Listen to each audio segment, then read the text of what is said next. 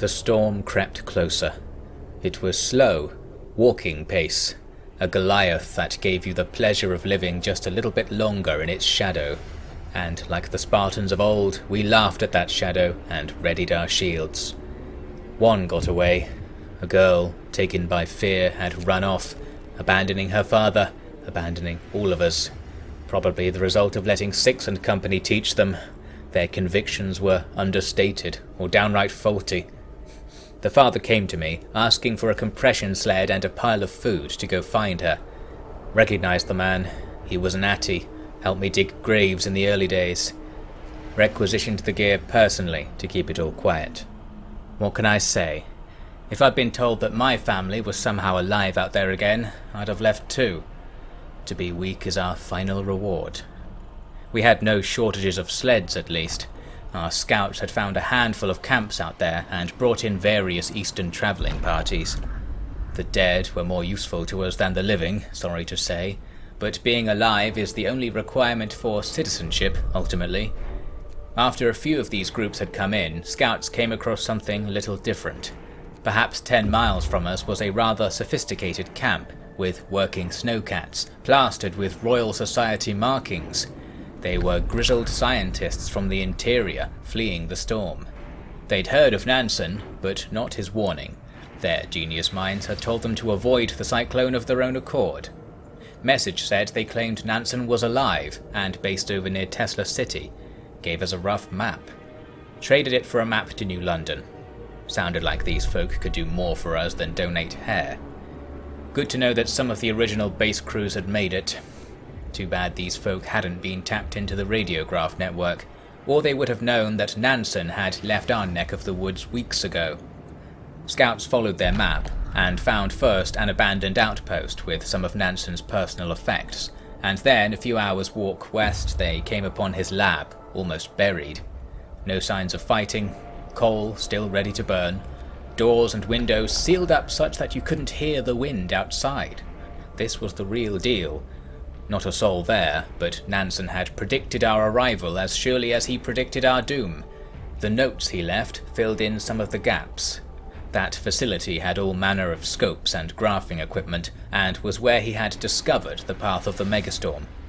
He'd gone off to investigate further, and presumably that is why he was later said to have been making a panicked tour of the eastern bases, where everyone claimed he stayed voluntarily. Given the effect he must have had on morale, I wonder if the folk there took necessary measures with him, then realised he was bloody right. Might explain why they fled without any gear prepared. Anyway, among his research notes we did get our hands on something interesting. He had a theory about what the storm would leave behind. The storm was reducing the air pressure around it as it sucked on the atmosphere. This was causing global wind patterns to change.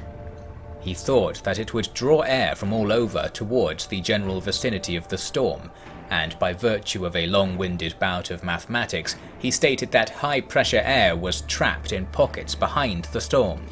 It had in its entourage little pieces of the climate it had picked up on its journey across Eurasia. Southern air. Warm air. In other words, if you could stomach it, the grass was greener, or less white, on the other side. Plus, the way it scoured the air of ash shortened the effect of the volcanic winter substantially. Nansen claimed that actual winter would be warmer than it is now. He made no mention of the sun.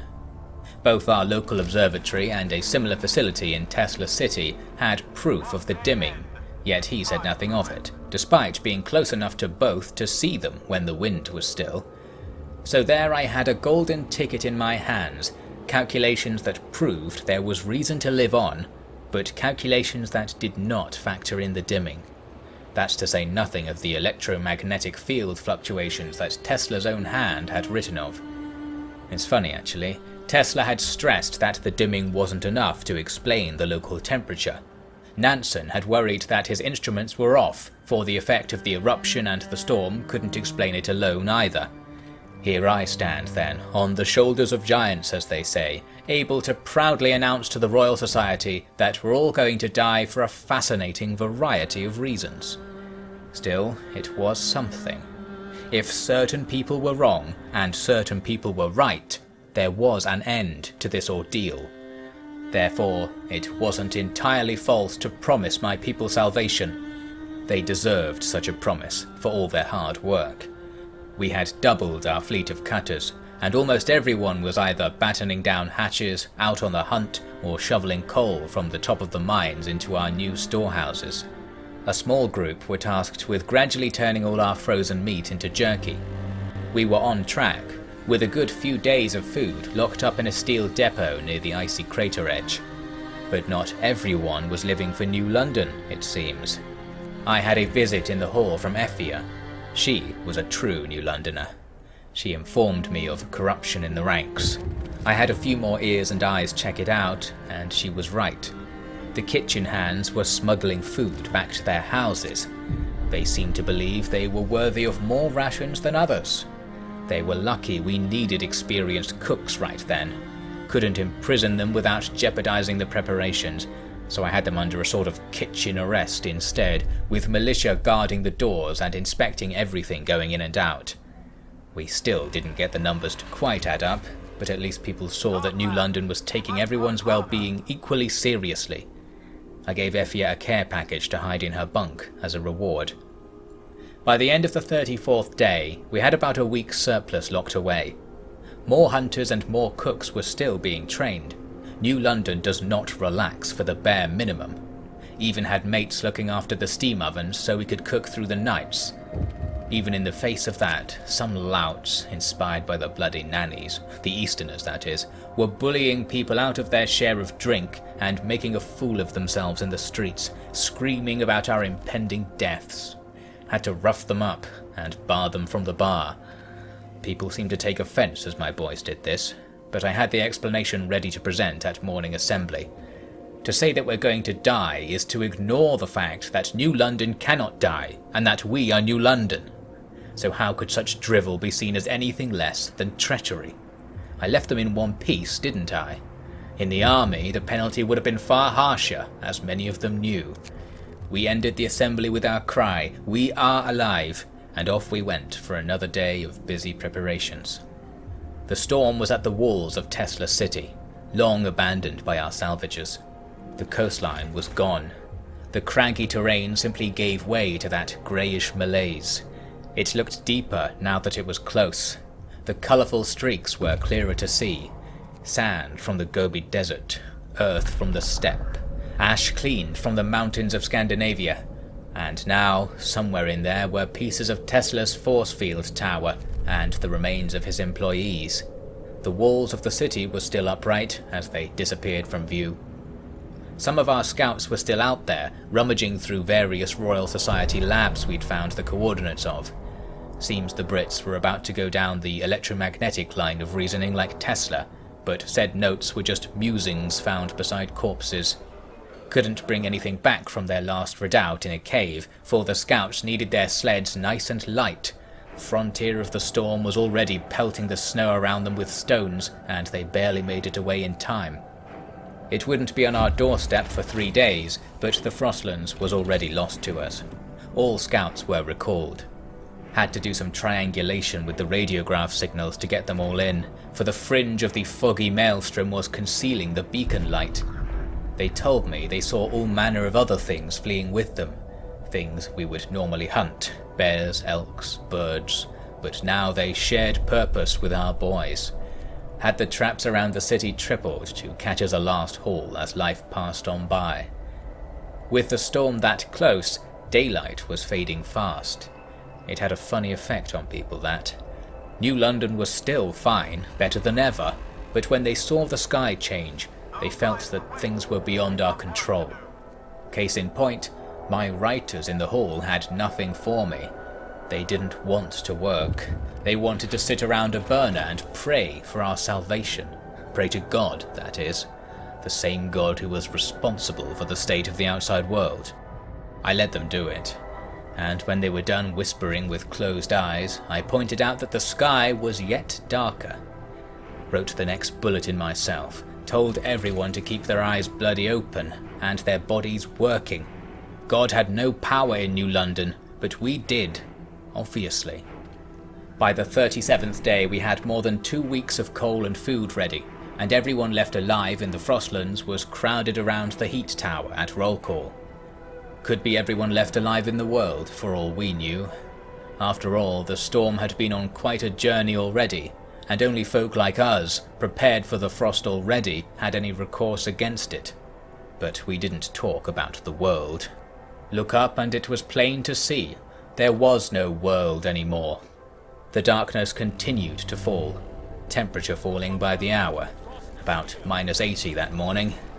2 days until the spinning edge of the storm breached the crater. It was so close you could hear it. The ground was vibrating, reacting to the gales smashing into the mountains out west. It was enough to drive folk mad, and indeed it did. They wanted to steal themselves away in their homes. They wanted their walls, already doubled, to be tripled or more. They didn't want to hear or see it, especially the nannies who had regressed into a state of mania similar to that they arrived in. Not everyone was like that. Wellington boys, most of whom I had in my own guards company at that point, tried to calm people down, but there was no reasoning with them. The mob was threatening to storm the depots and get to hoarding if I didn't give them wood for building and burning. Was more concerned about its potential for weapon crafting at that moment. On the other hand, what else were we to do? If panicked final measures would save us, then let panic take hold. We didn't have any good way to get the materials we would need to give everyone an equal share that was actually enough to be useful. And everyone was going to get an equal share, I was clear about that. With all the fallen trees in the crater long since cleared away, and with the Frostlands gone, we had to bloody mine wood from the glacier. You could see trees in the ice. Mates pulled up mining drills and laid them on their sides, and then everyone was cordoned off as blades drove into the ice. Once the shrapnel had settled, bits and pieces of wood were torn out like precious stones. We had everything we needed down here, and the drilling, while agonizingly loud and slow, was proof of that. The image of splintering ice was one that filled the hearts of New Londoners with pride. It took another day or so, but they had their ration of emergency timber to use as they saw fit. I knew some of it would simply be sharpened, but the guards knew too. I'd been discussing such matters with the watch leaders in the hall. There was every chance that push was going to come to shove, and that New Londoner might turn on New Londoner. It was down to the militia to keep the peace, to keep New London going. They were all true New Londoners, these lot, as passionate about the city as anyone. They knew my reasoning. Well, not precisely, as it turned out, but we'll get to that. We had one more day to get through. Everything was quiet. Everyone was quiet. Who was thinking that we should have fled? Perhaps everyone but me. But they were quiet. The guards did their rounds. The kids were wrapped up until they were twice their real size. The mates stepped over us without a clue. Some 650 people were crammed into our little ring of civilization. Walk 20 meters out to the crater's edge, and the cold would take your feet in mere minutes, and your life shortly after. But there we all were, staring at the wavy air rising from our radiators, clutching blankets, speaking in whispers, and drinking hot broth with shuddering hands. Not shuddering from the cold, yet. New London was going to survive. Everyone knew that. The faltering voice in the street said as much. New London was alive. And then the storm came.